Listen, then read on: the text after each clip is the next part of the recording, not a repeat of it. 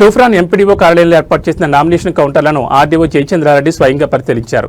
ఆయనతో పాటు CI Rangakrishna, SI Sivanandam, MPDO Salika, టేలు, ఎంఆర్ఓ చంద్రశేఖర్ రెడ్డి తదితర ఉన్నతాధికారులు పాల్గొన్నారు. స్థానిక గ్రామ పంచాయతీ ఎన్నికల్లో భాగంగా తూఫ్రాన్ డివిజన్లో రెండో విడతలో మనోహరాబాద్, తూఫ్రాన్, చేగుంట, నార్సింగి మండలాల్లోని అన్ని గ్రామాల్లో ఎన్నికలు నిర్వహించనున్నట్లు ఆయన తెలిపారు. ఈ మండలాల్లోని ఎంపీడీఓ కార్యాలయంలోనే నామినేషన్ కౌంటర్లు ఏర్పాటు చేశామన్నారు. అభ్యర్థులకు నామినేషన్ ప్రక్రియ, ఎన్నికల నియమావళి, నిబంధనల గురించి అధికారులు వివరించారు. నామినేషన్ దాఖలు చేసే అభ్యర్థులు పాటించాల్సిన ముఖ్య అంశాలను ఆర్డీఓ ఈ సందర్భంగా వెల్లడించారు. నామినేషన్ ధ్రువపత్రాలు శనివారం నుంచే ఎంపీడీఓ కార్యాలయాల్లో అందుబాటులో ఉంటాయని, ఇక నామినేషన్ల స్వీకరణ ఆదివారం నుంచి ప్రారంభమవుతుందని ఆర్డీఓ స్పష్టం చేశారు. అభ్యర్థులు ఎన్నికల నియమావళి ప్రకారం తమ ధ్రువపత్రాలను సిద్ధం చేసుకోవాలని ఆయన సూచించారు.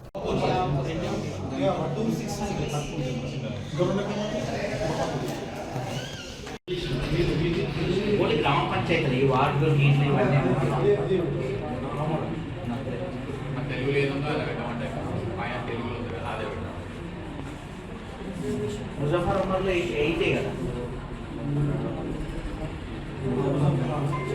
ఊరు వార్డులన్నీ ఒకే కౌంటర్ కదా, ఇక డౌట్ లేదు కదా. అందుకే ఊరి పేరు ఒక్కటే సరిపోతుంది. వార్డులతో కన్ఫ్యూజన్, ఇప్పుడు నాకే కన్ఫ్యూజన్ వచ్చింది. అంటే నేను ఏమన్నా సగం వార్డులను తీసి రైట్ ఇంకో ఏమైనా రోడ్లన్నీ ఒకటే దగ్గర వార్డులన్నీ అన్నప్పుడు వార్డు డిస్ప్లే అవసరం లేదు. నాగలపల్లి అంటే నాగలపల్లి కౌంటర్ అంటే ఆ వార్డులందరూ అటే పోతారు. ఇంత డీటెయిల్గా అవసరం లేదు. ఊరు పేర్లు నలుగురు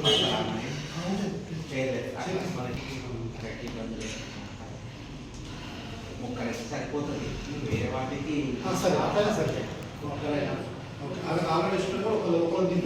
ఒకరు తీసేయండి. మీతో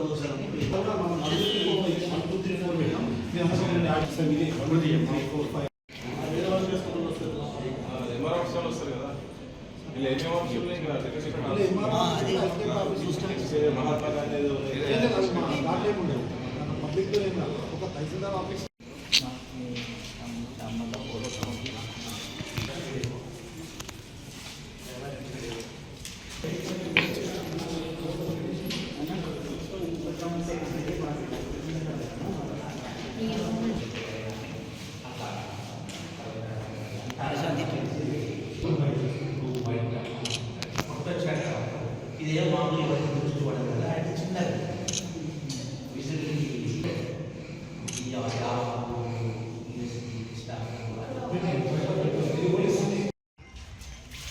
తూప్రాన్ డివిజను సంబంధించి 4 మండలాలు గ్రామ పంచాయతీ ఎన్నికలలో రెండవ ఫేజ్లో ఉన్నాయి. ఎల్దుర్తి మాసాయిపేట మండలం మాత్రం 3వ ఫేజ్లో ఉంది.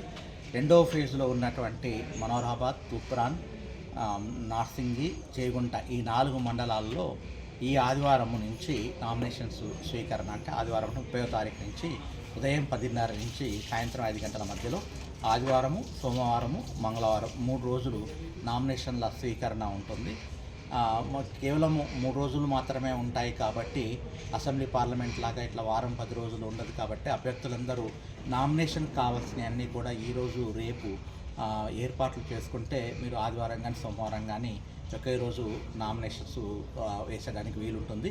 నామినేషన్ పత్రాలను జిరాక్స్ చేయరాదు, కేవలం ఎంపీడీ ఆఫీసులోనే రేపటి నుంచి అందుబాటులో ఉంటాయి. అన్ని ఎంపీడీ ఆఫీసులో కూడా నామినేషన్ పత్రాలు, ఎలక్షన్ కమిషన్ ఇచ్చినటువంటి నామినేషన్ పత్రాలు అందుబాటులో ఉంటాయి. మీరు ఖాళీ ఫారాలను తీసుకొని వెళ్ళి ఇక్కడే హెల్ప్ డెస్క్లోనే వాళ్ళు ఫార్మ్ను ఎట్లా నింపాలి అనేది కూడా వాళ్ళు అవగాహన కల్పిస్తారు. తీసుకొని వెళ్ళి వాటిని నింపి మీరు నామినేషన్ చేసేటప్పుడు వేయచ్చు. బ్యాంక్ అకౌంట్ మాత్రం కంపల్సరీ ఉండాలి. కొత్త బ్యాంక్ అకౌంట్ ఉండాలి.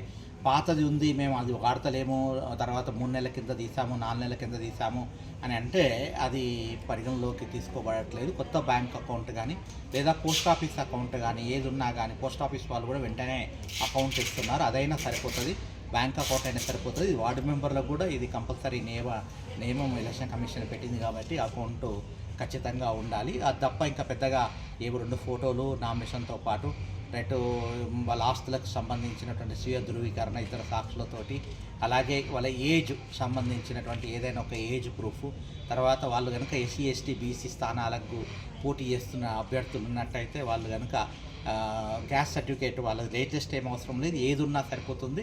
ఒకవేళ క్యాస్ట్ సర్టిఫికేట్ తీసుకోలేని పరిస్థితిలో ఉంటే ఇక్కడే ఎంఆర్ఓ గారు ఉంటారు కాబట్టి పాత సర్టిఫికేట్లు ఏవైనా అని ఉన్నా కానీ లేదా ఇద్దరు సాక్షులను తీసుకొని వచ్చినా కానీ ఎంఆర్ఓ గారు ధృవీకరిస్తూ సంతకం పెడతారు. కాబట్టి దాని గురించి అంత అటెన్షన్ పడాల్సిన అవసరం లేదు. ఇంత తొందరగా క్యాస్ట్ సర్టిఫికేట్ ఎట్లా వస్తుందని. క్యాస్ట్ సర్టిఫికేట్ పాతదున్నా పనిచేస్తుంది. ఆఖరికి తీసుకోలేకపోయినా కానీ ఎంఆర్ఓ ధృవీకరణతోటి కూడా